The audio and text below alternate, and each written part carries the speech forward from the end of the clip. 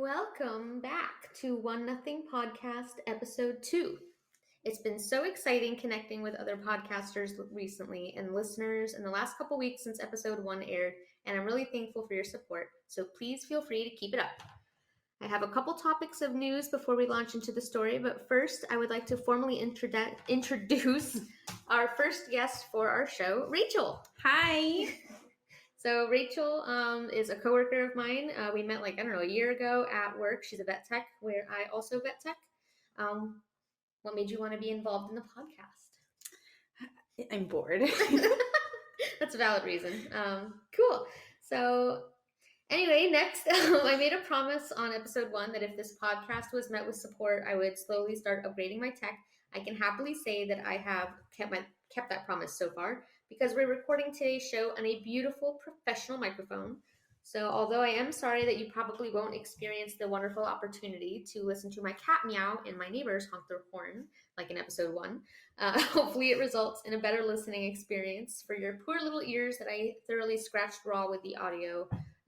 Again, I make no promises, who knows, but the effort was there. So again, if you missed it, the podcast has an Instagram. We post episode relevant photos and facts frequently, a lot of news articles about recent One Nothings, and there's questions that you can comment on for a chance to have your answer aired on the podcast. Lots of cool stuff over there, so if you're on Instagram, give us a like and follow at One Nothing Podcast. I super appreciate working in the favor of the algorithm by sharing and liking and whatnot. It really makes a difference, and it helps more people find our show, which helps motivate me to continue investing in better tech and tools and stories.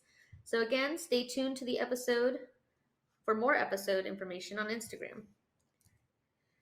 Again, at the end of the episode, I'll list a venue or any venues that I use to source the information in today's episode. I really try to make the information shared as accurate as possible, and I do cross-check between sources to make sure it is. But if anyone listening finds an error on this or any other episode, please do message me on Instagram so I can issue a correction, because I do want this to be a reliable source of information on any of the things that we share here.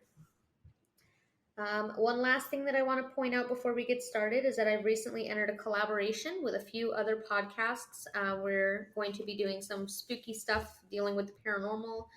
That is going to be airing on Tuesday, March 17th at 8 p.m. or 7 Central. So please do stay tuned. Again, hit up Instagram for more details on that. I'm going to be teaming up with The Conversation Cabin, Haunts Podcast, and Miss Spooky Obsessed that are pretty prestigious, cool podcasts, so if you haven't checked their stuff out, please do so. And I think that wraps up the intro part of today. So anything you want to... No, I'm just super excited for this. Yeah, so. I'm excited too. This is pumped. Episode 2 having first guest. That's like, zooming up there. All right, so today's story is a wild one. It's chock full of twists and turns, and it's a lot of information, but I promise you it's really insane and captivating. So I did try to organize everything as best that I could. A ton of research went into this, so I hope my efforts aren't in vain and that you don't struggle to keep up. This story, like the last one, deals with very disturbing and potentially triggering topics like death, suicide, child loss, depression, alcoholism, and more. So please note that listener discretion is advised, and please give your kids the damn tablet and don't let them sit in for this. With that being said, I think we can go ahead and delve into the very unpredictable life of the mother of modern dance, Angela Isadora Duncan. We're going to go by her preferred name of Isadora Duncan throughout the story. Isadora, wow, I got that right off the bat. Isadora Duncan's tragic tale starts off on a horrible foot. She was born on either May 26th of 1877 or May 27th of 1878. The reason the actual date cannot be determined is because nobody really knows, and any record of her birth was probably destroyed in the San Francisco earthquake of 1906. There's supporting evidence for both dates, so who knows? But if that doesn't kind of set the tone for the rest of this episode, I don't know.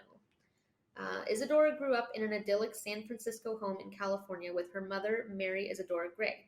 She also went by Dora Gray Duncan, but for the sake of avoiding confusion, we're going to refer to her throughout this as Mary. Her father also lived there. His name was Joseph Charles Duncan. We'll call him Joseph. And her siblings, Raymond, Augustine, and Elizabeth as well. She was the youngest of the siblings, and that charming, idyllic family life sadly would not last long. Soon after her birth, her mother Mary discovered a string of adulterous affairs that her father Joseph was hiding. She soon after also discovered that Joseph was using stolen funds from 2 separate banks to finance his stock market hobby. Mary was outraged and heartbroken, well, rightfully so. And in a feat of strength and resilience, she divorced Joseph and started a life of single motherhood with her 4 children. Somehow, Joseph not only avoided prison time for his crimes of embezzlement, but he went on to remarry and just start an entirely new family.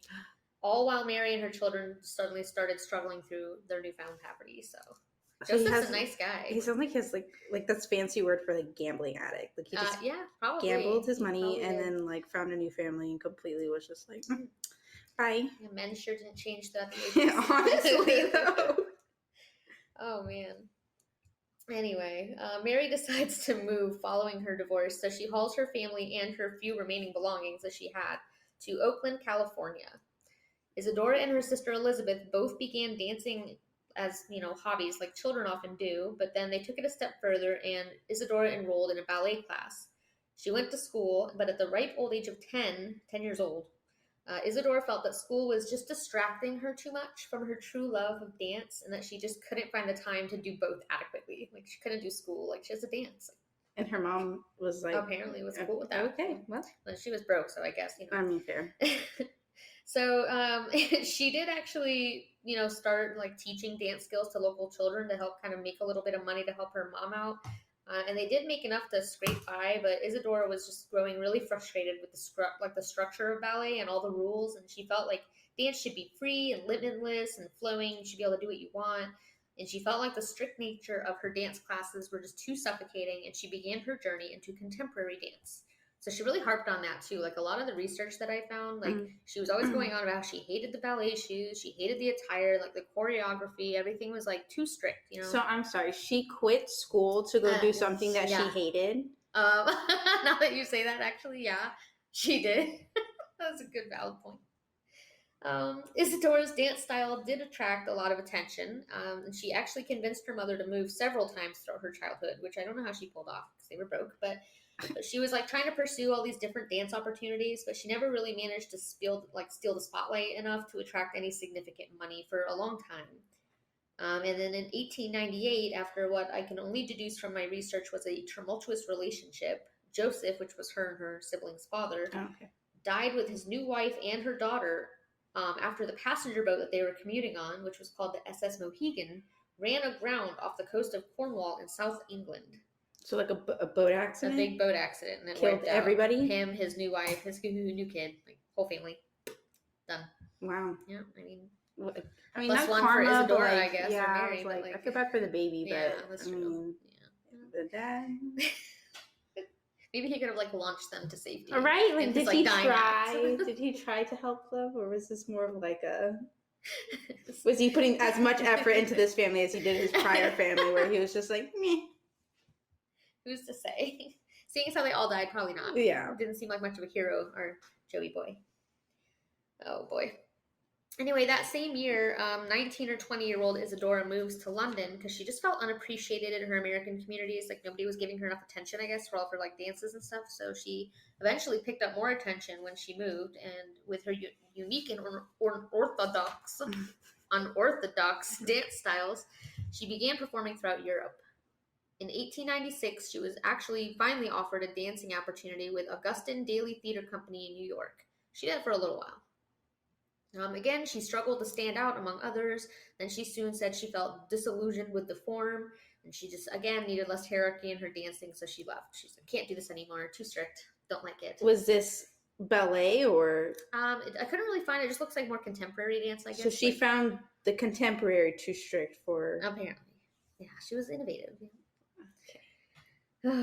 Anyway, 1902 comes around. Isadora, although still kind of venturing out on her own, she's making a bit more money. She's a bit more comfortable. She's getting all these different opportunities.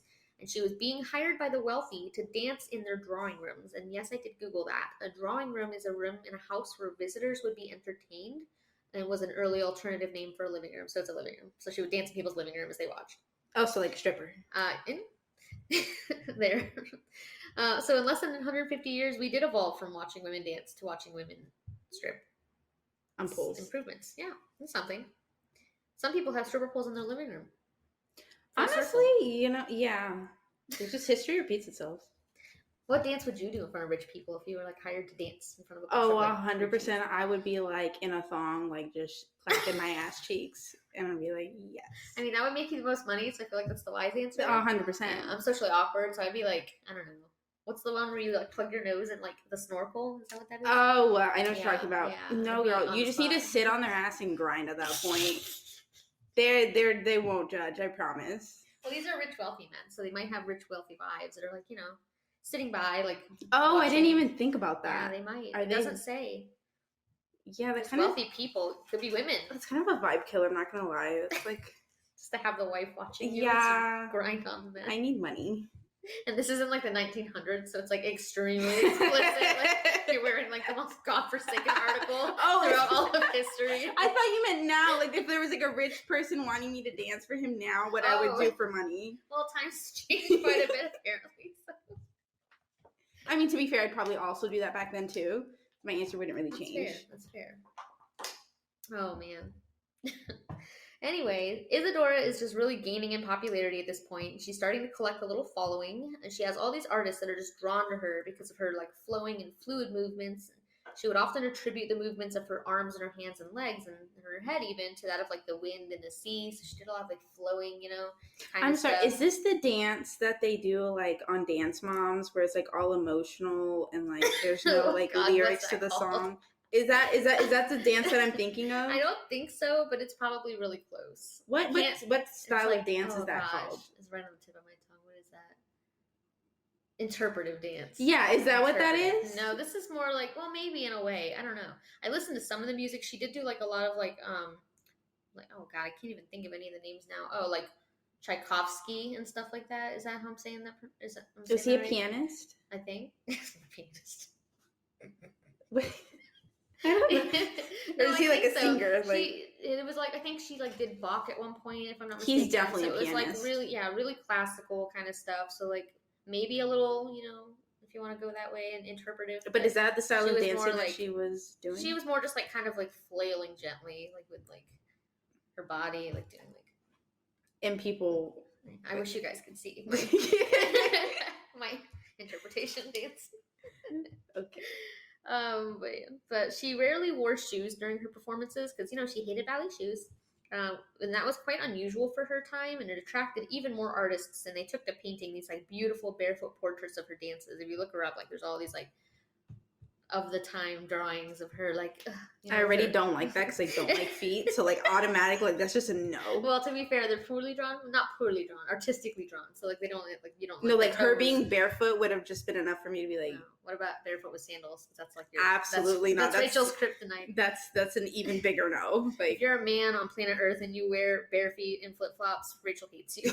I don't hate you. I'm just not sexually attracted to you whatsoever. And then also kind of hates you. But some of the artists that painted her included Antoine Bourdelle, Abraham Walkowitz, and Paul Swan. I don't know any of those people. I just learned about them. But if you know who they are. No, I don't know. I would sound like live another under a rock. So But if any of you guys listening know who they are, please feel free to send some artwork to our Instagram. I'd love to see what they've done, apart from drawing barefoot portraits of Isadora that creep Rachel out. No. So our girl Isadora goes on to open a studio to help perfect her craft, and she starts sharing the love for more than just dance. There were reports that she secretly married a man named Gordon Craig in September of 1905, but there's not much information about this Gordy guy, so it doesn't really appear it lasted super long. And Isadora goes on to have several children with different men, all out of wedlock. Oh my god. Yeah, tables turn, right? She first gives birth to Deidre in 1906, and then in 1910, she gives birth to her son, Patrick. She was a doting mother and actually a really good mom, and she really enjoyed her life caring for her children. She kept steady in her dancing career even while being a full-time mom, and she opened a couple dance schools. She did one in Germany and then later in Paris. In 1911, this French fashion designer named Paul Poiret, I hope I'm saying that right, he rents out this huge mansion, and he hires Isadora. He's got all these people, all these guests of high profile. And she's donning the super dramatic, like Greek-style evening gown. Mm-hmm. And he hired her to dance on the tables, like of all the guests. There was 300 guests. And then the next day, this like local media published this article about the party, and they reported in their headline, or in their sub-headline, I guess, whatever you call that, 900 bottles of champagne were consumed until first light of day. Someone counted 900 bottles of champagne. Didn't think of that, but apparently so. But I just wanted to stop for a second because if my math is correct, and it usually is, 900 bottles among 300 guests equals out to like 3 bottles of champagne per person. How big are these bottles? That's what I'm saying. Like, I don't know, like the alcohol content or the size. Like 12 fluid 1911, ounces, or so, like, are we talking about like it's like 20? 1911. I feel like they're pretty good, like, because like glass is like you have to hand make all that shit, so you might as well make it big, Oh my god! I would imagine they're pretty good sized glasses, but I can't imagine that it's healthy. But Isadora didn't seem to allow it to bother her. Life was pretty good for her and her family until one extremely sad day. You good? You need a breather? A water? No. Cigarette? I'm invested. Rachel doesn't smoke cigarettes. I don't do that, you know. I smoke other things, but not that. Yeah, if you want. All right, well, this next part gets pretty gnarly, guys, so I hope you're settled in because it gets kind of spooky here. Not spooky, but just sad, I guess. So between being a mother and a successful dancer, Isadora's life involved a lot of travel, and she would ensure that her children were always nearby. But there were times where she'd have to like go do something and then have them, brought to her, and etc. So in 1913, Isadora, who good, bro? Isadora Duncan pays for a driver in this rented car, and she's transporting her children, Deidre and Patrick, who are then 7 and 3. And she's like hired this car, and she's got them driving the kids through the outer perimeters of Paris to this apartment in Versailles where Isadora's waiting. She's like waiting on her kids, sitting at home, tick, tick, tick, tick, So the car containing her 2 children and the driver, and then like they had like a private tutor that was in the car with them. Okay. And the car's kind of like, being a little risky for having kids in the car, driving a little recklessly, Oh my god, fired. Yeah. Well, the car transporting the vehicle are just like speeding around this bend on this over this thing called, I think, the Seine River, I don't know if I'm pronouncing that right, but they're going around the bend, and the car just completely speeds out of control, just plunges over the edge of this bridge into the river. So these 2 people were actually like witnessing, were standing by, and they dive in right away after the car, trying to save everybody, and they were trying to get them out, but they were buckled in, and they ended up not being able to back then? Well, I don't know. I'm just guessing missed out embellishing that. Whatever safety measures they had, they were probably done. Okay, fair. But they were, for whatever reason, unable to get out of the car, and of the 2 children, their tutor and their driver, only the freaking driver survives. Like, oh my god, fired and sued. Absolutely not. That is sued and like castrated or something. Oh like, my god, like, that precious cargo in the car, and it didn't really go much. Like I read the article, it didn't really go much into detail about like if he hit the corner too fast or if there was something in the road. It didn't really describe it. Just the unfairness. I hope he lived with that. Poor Isadora with her 7 and 3. So she's down to like 4 at this point. No, she only had 2 kids. She only had the 2 kids at that time. She lost them both. Yeah, so they're gone. Sad. Yeah, super sad. And even more sad, the media goes pretty crazy with the reporting. And I'll post a photo actually tonight on Instagram for you of the actual news article from back then, from 1913, in which they pretty blatantly say in text, the mother has not been allowed to approach the bodies of her children, like insinuating she did something wrong because I guess she hired a driver to bring them, and the driver, I don't know, like didn't say what relationship was between her and the driver, but it doesn't really seem fair to like blame Isadora. Like, oh wait, they were blaming her. They just weren't letting her see her kids' bodies. I feel like they were blaming if they're not like, oh yeah, you can't see your children's bodies, like. Why? What? Why? Like, maybe they were protecting her, but it sounded more in the article. Like, I'll let you read it. It sounds more like they're just trying to. That's keep her away. I'm sorry. Am I allowed to curse on like, this? Yeah, I don't care. Who gives a fuck? But yeah, they did pull the children out of the car when they were deceased. They brought to a hospital. They both pronounced dead at the scene. So Isadora goes into reasonably so pretty deep depression over the next few years. But that like first year immediately after their death is like she goes pretty well off the rails. Like she's like pretty gone, So the first thing she does is she actually goes on this strange mission to have sex. She's like, I gotta get a baby to me. Oh my god, I gotta get banged. Like, what so a mood. She's like running around and like looking for a guy. And on one hand, like I do get it because like you're a mom and you love being a mom and you lost a bunch of kids. But like, take a second to grieve. Like you just lost your 2 kids and you're trying to get piped. Like, I think that's a little unhealthy. A little bit. Like, just really, I don't know. Like, take a second, maybe. 2 children lost at once. I know it is heartbreaking. Like, I can't imagine the state that she was in. But she does find a guy, finally, to help bring her plans to fruition. She's like, please, oh, please, won't you bang me? And he's like, oh, I guess I'll do that. She becomes pregnant in 1914. And just a year after the death of her children, she finds out she's pregnant. So good for her, I guess, for moving on.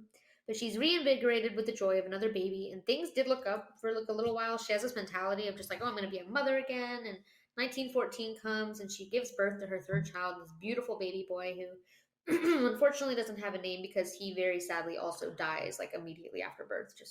She gives birth and then he dies. Oh my god! What? Yeah. What was wrong with him? Just maybe like SIDS or something? I don't know. It didn't really go into detail. It just said that he passed right after, so I'd imagine it was like some kind of birth defect. Like he took his first few breaths and passed. But well, yeah. I mean, She she's didn't get a carried chance to him name for or anything. 9 months. Yeah. I'm super excited about being a mom again, just for him to be like taken away from her. Very, very That sad. sucks.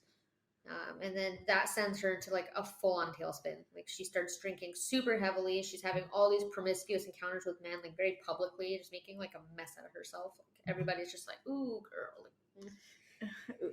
And then she hacks up her life and her school, and she moves them both back to the U.S. So a couple years go by. She's working at her new school, and it's 1919. She's in the United States. She hasn't recovered from the deaths of her children, from all 3 of them now.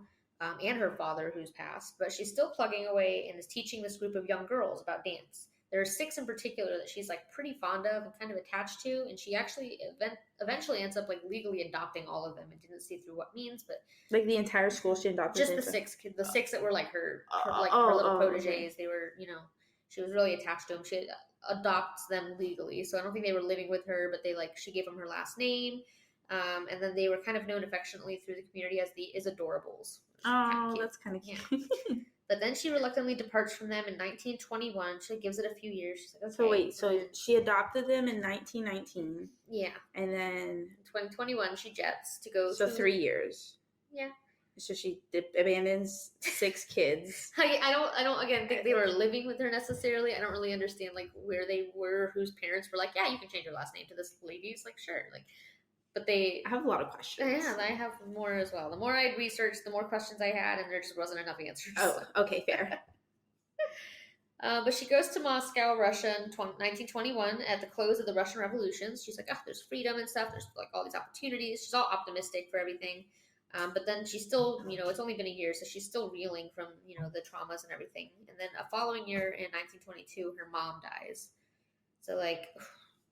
just a lot of like there's like a lot of deaths like after like back to back. Yeah, and she again just goes in the deep end. She's deeper and deeper in her depression, and she just is just like really down. But then in a few weeks later, she meets this man named Sergei Yesenin, and Sergei was this young poet. And when young, I mean 18 years younger. So like 18 years younger than her, or just 18 years old? 18 years younger. So kind of robbing the cradle a little bit there. I don't know. By then she'd be like what? 20 something? No, that can't be right. I was like, wait a minute. Oh, I can't remember when her freaking date of birth is. What the hell? Hold on a second. Pause the podcast. Hold on. Good thing I keep notes. Hello? Either 1877 or 1878. So she's like, it's 1922 now, so like 40 something. And he's 18 years. So he's like 20? Maybe, but that still feels creepy. Like that, no, 100% that's creepy. Maybe it's like more appropriate. Maybe he's not like a literal child, but either way, that's a man baby. Too young. But they actually marry on May 2nd of 1922. So like pretty quickly after they meet, they're like, bing bang, let's go get married. Yeah, and they have this big whirlwind romance, and he's like, I'm gonna follow behind you and tour with you through Europe as you dance. So she's like, doing all these exhibits and parties. But they're literally traveling so much that they like have no time to even bond or like get to know each other really because they just met. And it causes Sergei to like miss his home of Russia, and he returns to Moscow 1 year, almost to the day after they married. So he's like, peace out. He divorced her? Doesn't really divorce, just kind of is like, bye, like enjoy your dance life. I'm going back to Russia. So like she to wait on her, or no. Well, you'd think, but they didn't really like communicate much between those years. And then with Isadora feeling like everything she touches dies. Like 2 years after he returns back to Russia, she learns that he committed suicide in his hotel room on December 28th, 1925 in St. Petersburg, Russia. The hotel was called Hotel Angleterre. Why? Why did he kill himself? He also went into like a deep depression. I'm not really sure if it was relevant to her or not, but again, didn't find much information on that. She is like not picking the right people to surround herself with. Definitely not. Definitely could make better choices for herself. But that's just like, there's only so much loss like one person can endure. Like, I just wish I could say her life trends back upwards, but It gets worse. The loss of like everyone she loved results in this like super, super dark depression, like even darker than anything. And it just comes with this really unfortunate notoriety because she used to be adored and remembered for like being like, she was the pioneer of modern contemporary dance. You know, she was like a big deal. But now she was becoming known for being the pioneer of financial struggles and drinking habits, which often resulted in public intoxication. And then her reputation for many, many scandalous love affairs and a trail of broken short relationships. But then she spends the rest of her 40s kind of hopping between unpaid hotel rooms, like checking in and then bouncing before she pays. And then she's like living off the funds of like the very few fans and friends that she has left. So she's just kind of using up everybody that's left, and she has no real source of income. She's like broke as hell. Her whole stardom had just come crashing to the ground, and it was looking really hopeless that her future would be back to a positive one. So, from rags to riches, back to rags. That sucks. Oh my god! I don't even know how you climb out of poverty and then like, just allow yourself to get back from where you just started. Yeah, I mean, I get shit is sad. Yeah, but they had therapists back then. Well, maybe did they? I don't know. Did they have therapists? Did they even have like? They had some kind of like mental help. I thought at that was that the time where like if women were sad, they would send them to like asylums and like make them wear like masks of them smiling and just stare at a mirror or something like that. That's terrifying, and I haven't heard that before. I'm gonna have nightmares now, so thanks for that. No, that's a thing. I'm like 80% sure that was a thing. I don't think that's what I think she just, all the loss got to her, and she was so down that she like didn't give a shit anymore, like what people thought or what her life sucked so bad. Like everyone she fucking knew, like her mom, her dad, all three of her kids. It didn't really say when her siblings died, but it doesn't mention them anywhere I could find them. So they must not have been close. Yeah, must have. And she has like no family. She's just traveling, dancing, trying to keep herself afloat. So like I get it, but like a little forethought would be nice. You know, I don't know. Like that's just sorry, Shirley. My dog's laying under the table right now. Accidentally kicked him. Sorry. She okay. She good girl. Oh man, poor Isadora. So she's been through so much more than any reasonable person could even possibly be expected to endure. She was the shell of a determined, doting mother that she once was. But now, it's 1927, Isadora is 50 years old, and she's still broke, but she's not done living by any means. She's still kind of using a little bit of the few friends she has to kind of get around. And she meets this French-Italian mechanic named Benoit Falchetto. Benoit's kind of a big guy in this story.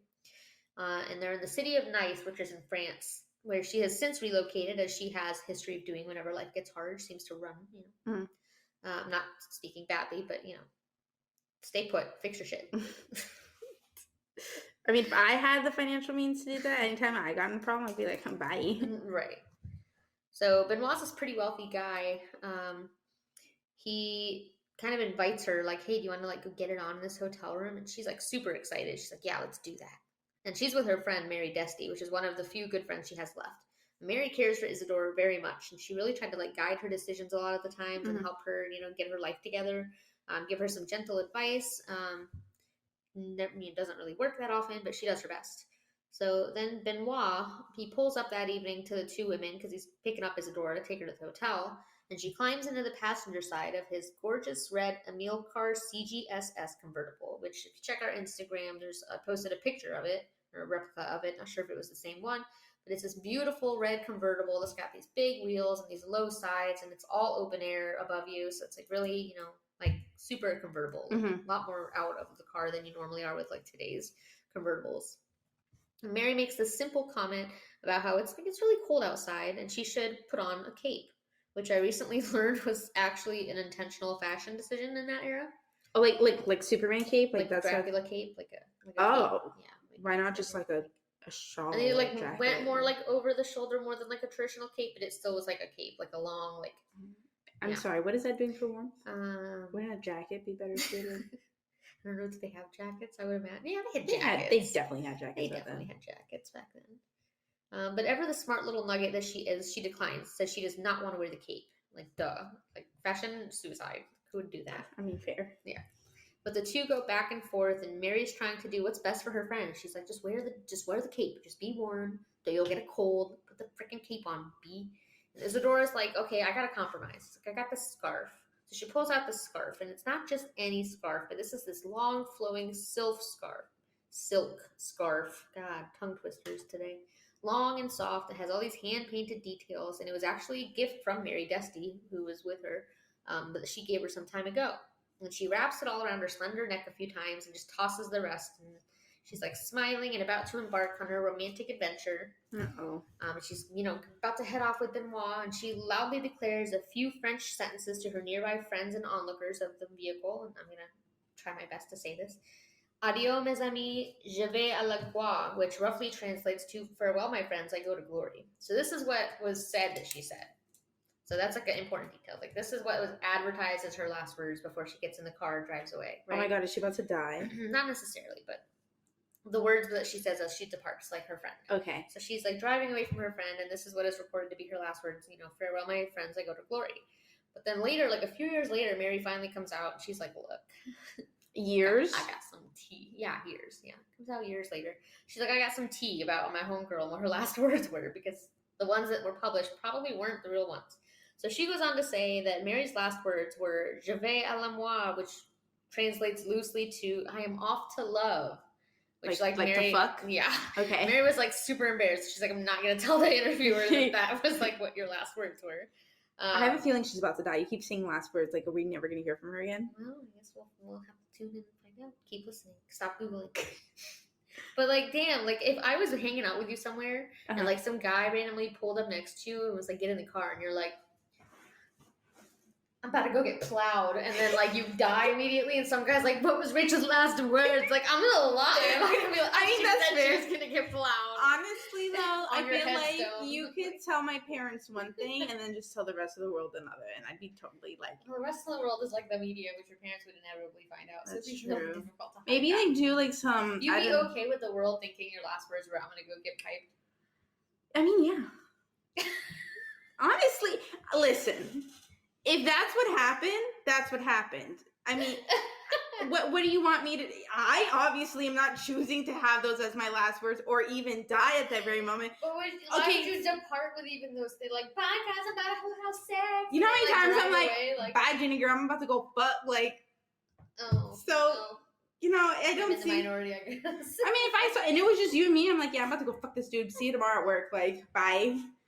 And then something happens, and obviously... They're like, what were her last words? You'd be like, oh, she said it's see you tomorrow at work, and bye. And it comes across a lot better in the obituary column when they're reading it in the newspaper.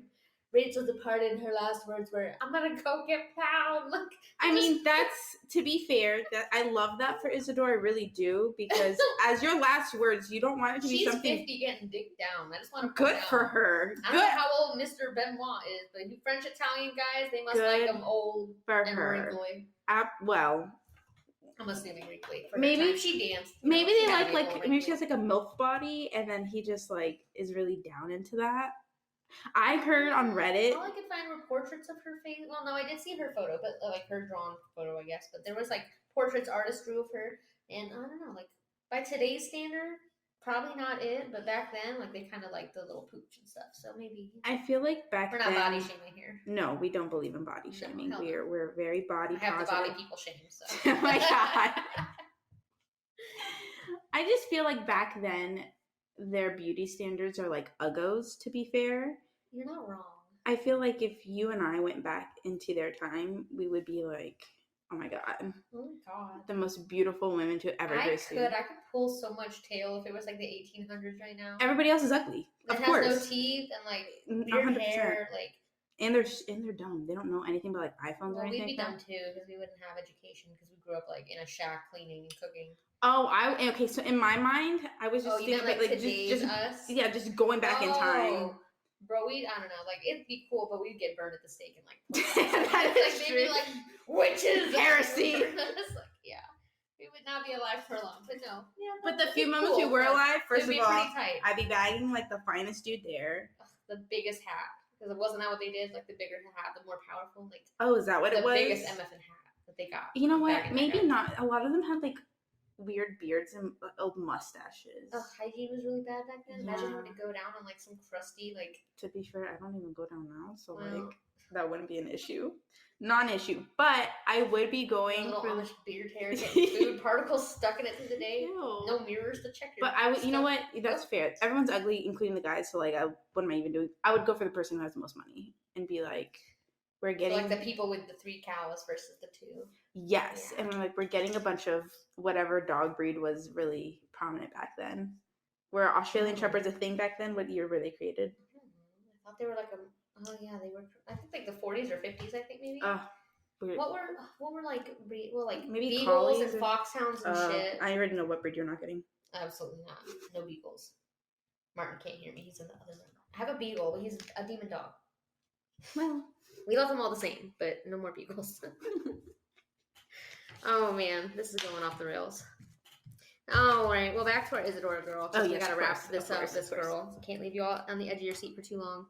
So she's in her car and then she's driving away. And she's got her pretty scarf on, all her pretty clothes, and Benoit's like, I'm about to go get the pound town, driving away. And she's like waving and smiling at the little gathering that kind of came to see her off, and he's like, everything's going good. They're about to go have sex. It's a good day. So Benoit happily brings the priceless car's engine back to life, and he puts the vehicle in gear. Mary's waving at her friend. Bye, Mary, bye, Isadora. And Benoit applies slight pressure to the gas pedal, launches the car forward, and they drive away.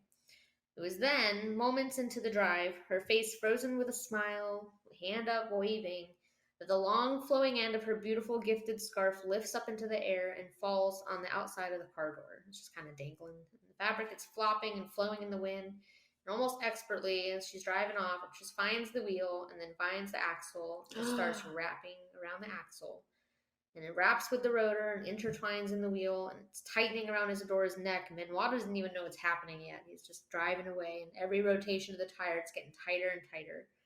And within mere seconds, she's like nearly being decapitated. Like the scarf is just strangling her. She didn't have enough time to like just scratch. No, it happened so fast. Like, as soon as they left, it just went in and wrapped up and just tightened immediately. And I'm sure she tried, to grab it off, but it's just getting tighter and tighter, and she's, she can't breathe. And Benoit finally sees what's happening and goes to slam on the brakes and brings the car to almost an immediate stop, which is incredible despite the limited automotive abilities of the early 20th century. But it's too late, and she's out of her fabric length on her scarf, and one single further rotation of the tire just rips Isadora right out of the convertible and throws her to the stone ground beneath her. And in an instant, Isadora is dead. A medic is contacted, and he arrives pretty quickly and brings Angela Isadora Duncan to the nearest hospital, where she's pronounced dead upon arrival. According to the city of Nice and their dispatchers, and I'll quote them from the original article because I don't want to paraphrase this and not give the gravity of it the full respect, but it says, Duncan was hurled in an extraordinary manner from an open-air automobile in which she was riding and was instantly killed by force of fall to stone pavement.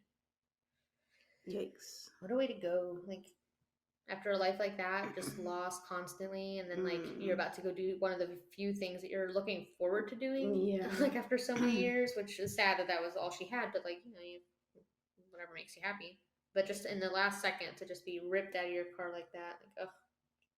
So soon after, she's cremated, and then they took her ashes and joined those of all 3 of her children in the columbarium at Père Lachaise Cemetery in Paris, and together forever resting in peace there. Mm-hmm. The headstone reads to this day, École du Ballet de l'Opéra de Paris, which means Ballet School of the Opera of Paris. To this day, she's considered the pioneer of modern and non-traditional dancing, and she changed the dancer industry in a significant and unique way.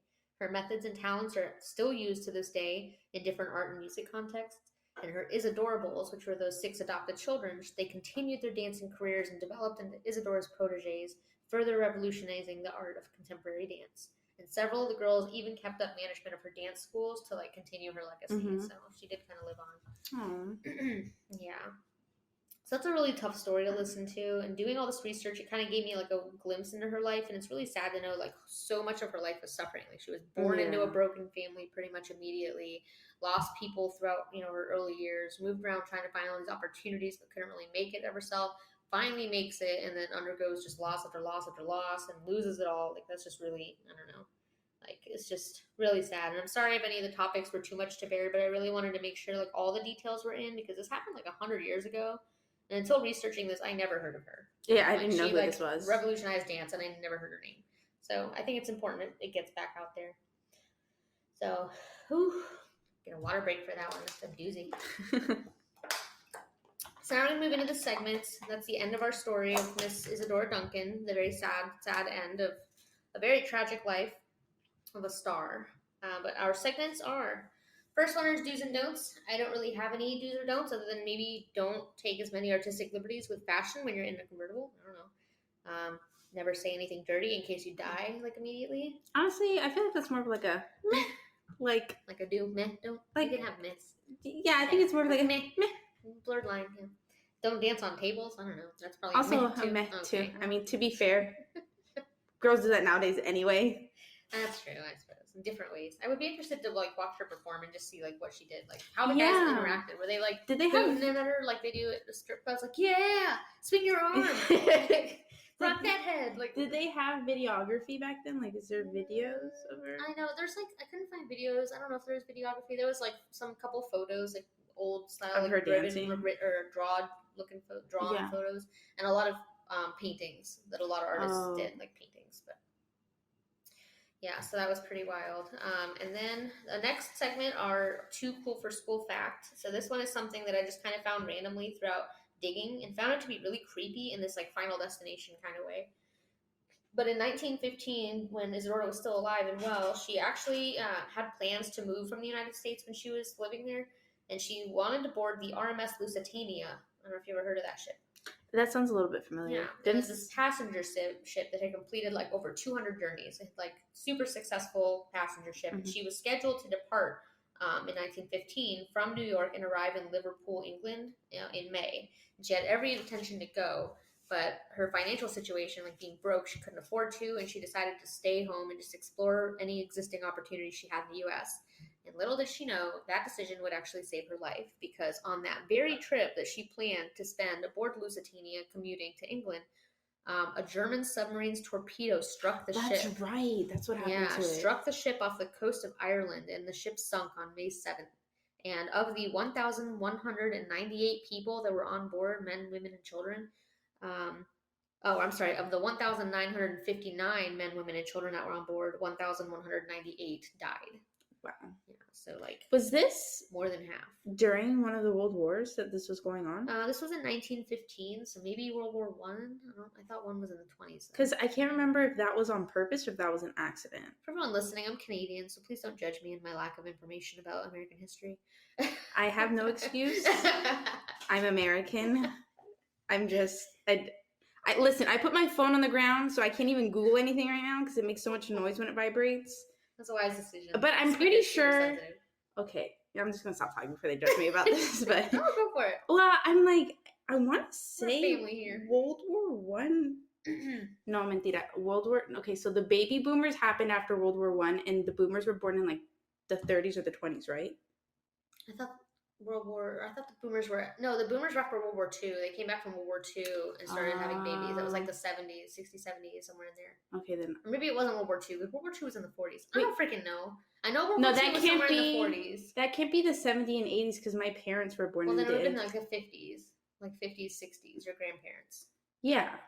Their parents would have been, I don't know. That doesn't I could have sworn the 20s.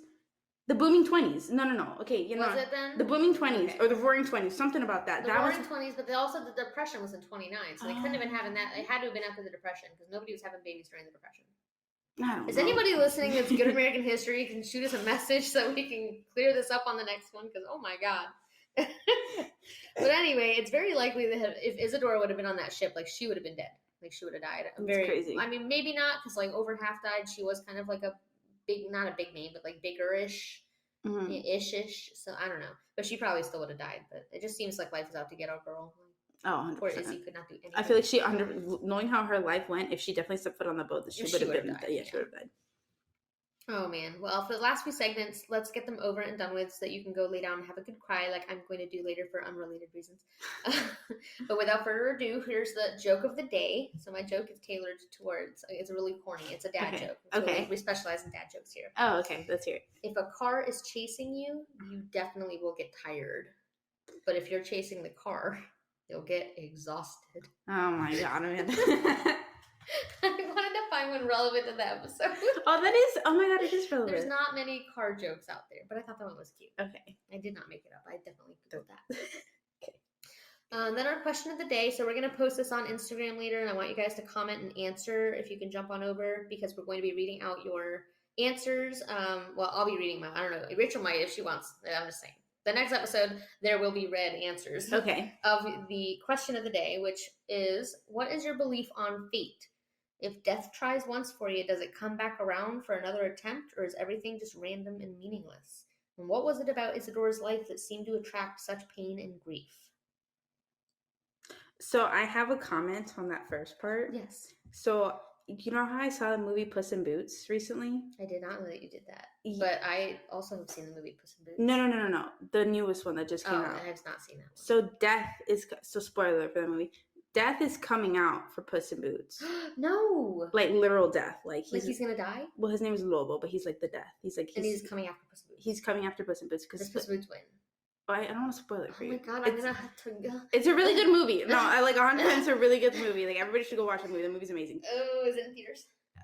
At some point, it was. Yes. I have to just chuck the money at it just so I can. No. That doesn't die. I think it's. How can we leave us on a cliffhanger like this? But anyway, they touch upon that. Because he comes after him multiple times, and Puss in Boots is like, "I'm hanging out my sword. I'm gonna go live under a rock and make sure that you can never ever find me." And Lobo's like, "I will always find you." But interesting. But see, I can also feel like, but then the whole 9 lives. Like I've had near-death experiences, right? And it hasn't come back for me yet. Right. That was me knocking on the fucking wood. But that was like 5 knocks. That's probably not the amount of luck you want. Is 6 better? I don't know. No, because I don't know. Okay, then take the knocks away. Anyway, my point was that he comes after him multiple times. In the finale, when he comes after the last time, Puss in Boots faces him. To be fair, I don't really remember what happens at the very end, but it was the most pivotal part of the movie, and you don't remember it. But it was a while ago. Okay, it's like a couple months ago. But he has like this epiphany where he was just like, you can't be living life like fearful like that about the idea of like death breathing down your neck. Like you have to live life to your fullest and be happy and take chances for the like go ahead and smell the roses, like take opportunities as you see them, like don't hesitate, don't be like don't because he was living life on the edge because he's like, I got 9 lives, so I don't care. But then he was on his last life, and that's when he started acting like a little chicken. And then his final like fight off with death, he was smart, like kind of taught it doesn't matter if you have 10 lives or just 1 life, you're supposed to live them all the same. Like be a good person, like take your opportunities, and like don't be all like timid or anything like that. That's kind of a really good point. That's kind of neat. I definitely want to see that movie now. It's really great. That fighting scenes are chef's kiss. They remind me of the Spider-Man movie. Okay. Well, now I definitely there. You heard it first. 1-0 podcast. Go see Puss in Boots. Rachel recommends 10 out of 10. 10 out of 10. 10 out of 10. Amazing. Yeah, 10 out of 10. Definitely will have to go check that out. But anyway, if you have an answer to that question, if you believe in fate or if you believe that death comes after you more than once, leave your answer on our corresponding post on Instagram from today's episode, and we will answer it on the next episode on air, put into existence for all of eternity, your very words. How cool. I love that for them. I love that for them too. Anyways, we didn't forget. Rachel and I might be pretty dark and find some interest in stories like this, but we aren't totally heartless monsters. We didn't forget the hint for the next episode. We've covered an animal attack so far, and in this one we covered a freak accident. So what's left? Well, State Farm is probably the only good neighbor you're going to be able to envision once we're done talking about episode 3. So that's your hint for what episode 3 is about. I'm not going to repeat it for you either. And it drops live at 5 p.m. in 2 weeks on March 21st. So tune in, and if you aren't already following our Instagram, what are you even doing? What are you doing? Right? It's at 1-0 podcast. Like, get hip. Oh. Ugh, ridiculous. I even have to repeat myself. Just kidding. Not that pompous on episode 2. Maybe episode like 40 or 44. Anyways, my sources. So I collected all the information on this episode from a wide variety of sources. First, I started on Wikipedia because a lot of the information on there that I could find on that listing was pretty accurate, and they listed their sources so I could cross-reference, which was nice. I also checked out the 1900s through 1930s archives of San Francisco, California's public record system. Some of the original articles involved are available at cdnc.ucr.edu, which is where I got clarification on a lot of the conflicting info. Also, VOA News put out a good few pieces of information that I couldn't really find elsewhere, so that was pretty pivotal. As well as articles by the New York Times and the files published by the Dora Stratow Dance Theater in Athens, Greece. So, lastly, I did refer to several manuscripts that were digitized from the Howard Holtzman collection on Isadora Duncan in 1729. And as always, if I got something wrong, please send me a message on Instagram so I can correct it and keep our information as accurate and reliable as possible. So, any last parting words? No, but now I'm really curious about like what episode 3 is about. Yeah, it's a doozy. It's State Farm. It just gets darker and darker. Not so much State Farm as much as the neighbor. Oh. You see, that's why I don't talk to my neighbors. Well, you might want to after episode 3. Oh. Well. Spooky foreboding. Ooh. Anyway, I'm going to end with Isadora Duncan's favorite mantra, which I'll recite now because I thought it was pretty rad. Anyways, this is how she says it. She says, "My motto is no limits. Virtuous people are simply those who have not been tempted sufficiently. We may not all break the 10 Commandments, but we are all certainly capable of it. Within us lurks the breaker of all laws, ready to spring out at the first real opportunity. You were once wild. Don't let them tame you." Until next time, stay alive, everyone.